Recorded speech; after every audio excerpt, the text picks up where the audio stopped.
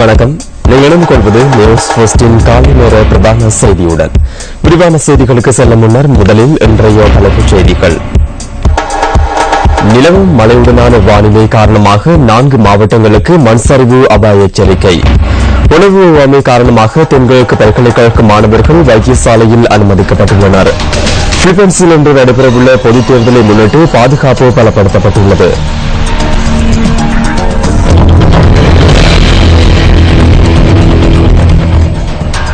இனி விரிவான செய்திகள். முதலில் உள்நாட்டுச் செய்தி.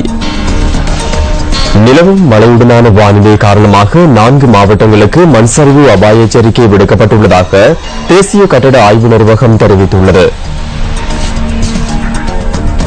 ரத்தினபுரி, பதுளை, மொனராகலை மற்றும் குருநாகல் ஆகிய மாவட்டங்களுக்கு நேற்றிரவு 7:30 தொடக்கம் அமலாகும் வகையில் இந்த எச்சரிக்கை விடுக்கப்பட்டுள்ளதாக ஆய்வு நிறுவனத்தின் மண்சரிவு மற்றும் எச்சரிக்கை முகாமைத்துவ பிரிவு பணிப்பாளர் RMS பண்டார குறிப்பிட்டுள்ளார்.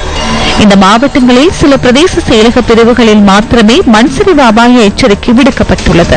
அந்த வகையில் பதுளை மாவட்டத்தின் பதுளை, ஹாலியல, பண்டாரவல, பசர ஆகிய பிரதேச செயலக பிரிவுகளிலும், ரத்தினபுரி மாவட்டத்தின் இமுல்கி பிரதேச செயலக பிரிவிலும் மண்சரிவு அபாய எச்சரிக்கை விடுக்கப்பட்டுள்ளது. மேலும் மொனராகலை மாவட்டத்தின் ஒரு பிரதேச செயலக பிரிவிற்கும், குருநாகல் மாவட்டத்தின் மல்லவப்பிட்டிய, பிட்டிகம மற்றும் மாவட்டகம ஆகிய பகுதிகளுக்கும் மண்சரிவு அபாய எச்சரிக்கை விடுக்கப்பட்டுள்ளதாக தேசிய கட்டட ஆய்வு நிறுவனம் தெரிவித்துள்ளது.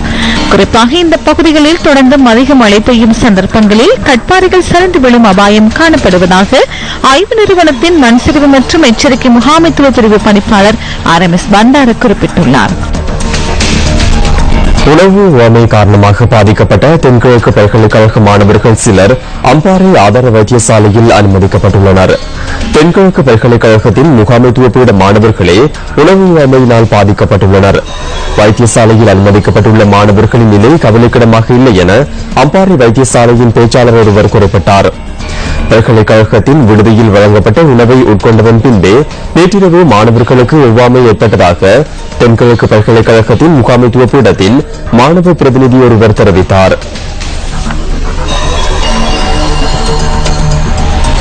கொழும்பு வெள்ளவத்தையில் தொலைபேசியில் பேசிக்கொண்டு ரயில் கடவையில் பயணித்த யுவதி ரயிலில் மோதுண்டு காயமடைந்துள்ளார். மோதுண்டு காயமடைந்த யுவதி கழுவோவில போதனா வைத்தியசாலையில் அனுமதிக்கப்பட்டுள்ளார். பானதுறையிலிருந்து கொழும்பு நோக்கி பயணித்த ரயிலில் நேற்று மாலை 4:51 அளவில் இந்த யுவதி மோதுண்டுள்ளதாக ரயில்வே போக்குவரத்து அத்தியட்சகர் விஜய சமரசிங்க குறிப்பிட்டுள்ளார். அனர்த்தத்தில் காயமடைந்த யுவதியை அவளுடைய காதலன் வைத்தியசாலைக்கு கொண்டு சென்றதாகவும் ரயில்வே போக்குவரத்து அத்தியட்சகர் கூறியுள்ளார். கையடக்க தொலைபேசிகளை பயன்படுத்தியவாறு ரயில் மார்க்கத்தில் பயணிப்பதை தவிர்க்குமாறு பொதுமக்களிடம் ரயில்வே போக்குவரத்து அத்தியட்சகர் கோரிக்கை விடுத்துள்ளார். நோக்கி பயணித்த வேன் கலைவல போர்ப்பிட்டிய பகுதியில் விபத்துக்குள்ளாகியுள்ளது. குறித்த வேன் வேக கட்டுப்பாட்டை இழந்து வீதியை விட்டு விலகி தொலைபேசி கம்பத்துடன் மோதி விபத்துக்குள்ளாகியுள்ளது. இந்த விபத்தில் வேனில் பயணித்த 8 பேர் காயமடைந்த நிலையில் கலைவல மாவட்ட வைத்தியசாலையில் அனுமதிக்கப்பட்டதன் பின்னர் அதில் 4 பேர் குருநாகல் போதனா வைத்தியசாலைக்கு மாற்றப்பட்டுள்ளனர். விபத்தில் சந்தை கட்டடத்திற்கு அதிக சேதம் ஏற்பட்டுள்ளது. இந்த சம்பவம் தொடர்பில் கலைவல போலீசார் விசாரணைகளை மேற்கொண்டு வருகின்றனர்.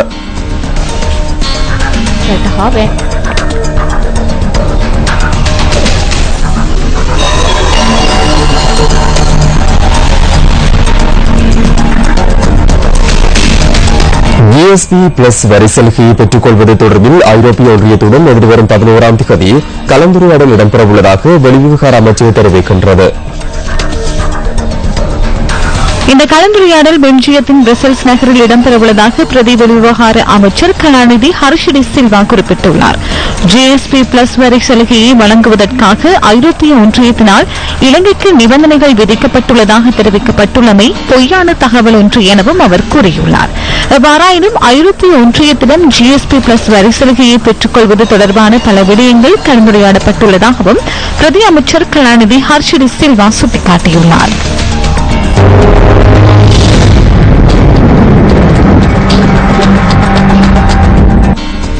இன்றைய வானிலை தொடர்பான தகவல்களை வழங்குகின்றார் வளிமண்டலவியல் திணைக்களத்தின் வானிலை அதிகாரி முகமது சாலிஹின். நாடு முழுவதிலும் மாலை வேளையில் இடியுடன் கூடிய மழை பெய்வதற்கான வாய்ப்பு அதிகரித்து காணப்படுகின்றது. நாட்டின் பெரும்பாலான மாகாணங்களில் குறிப்பாக பிற்பகல் 2 மணிக்கு பின்னர் மழை அல்லது இடியுடன் கூடிய மழை பெய்யக்கூடும். கிழக்கு மற்றும் தெற்கு கரையோர பிராந்தியங்களில் காலை வேளையில் சிறிதளவு மழை பெய்யக்கூடும். சில இடங்களில் குறிப்பாக மத்திய சப்ரகமுக மற்றும் ஊவா மாகாணங்களில் சுமார் 75 மில்லிமீட்டரிலும் கூடிய ஓரளவு பலத்த மழை பெய்யக்கூடும். இடியுடன் கூடிய மழை பெய்கின்ற வேளைகளில் தற்காலிகமாக பலத்த காற்றும் அதிக மின்னல் தாக்கங்களும் ஏற்படக்கூடும். இவ்வாறான சந்தர்ப்பங்களில் பொதுமக்கள் மிகவும் அவதானத்துடன் செயற்படுமாறு கேட்டுக் கொள்ளப்படுகின்றனர். கடற்பிராந்தியங்களை பொறுத்தவரையில் ஹம்மாந்தோட்டை தொடக்கம் பொத்திவில் ஊடாக மட்டக்களப்பு வரையான கரையோரத்திற்கு அப்பாலுள்ள கடற்பிரதேசங்களின் பல இடங்களில் மழை அல்லது இடியுடன் கூடிய மழை பெய்யக்கூடும். நாட்டை சூழவுள்ள ஏனைய கடற்பிராந்தியங்களின் பல இடங்களில் பிற்பகல் 2 மணிக்கு பின்னர் மழை அல்லது இடியுடன் கூடிய மழை பெய்யக்கூடும்.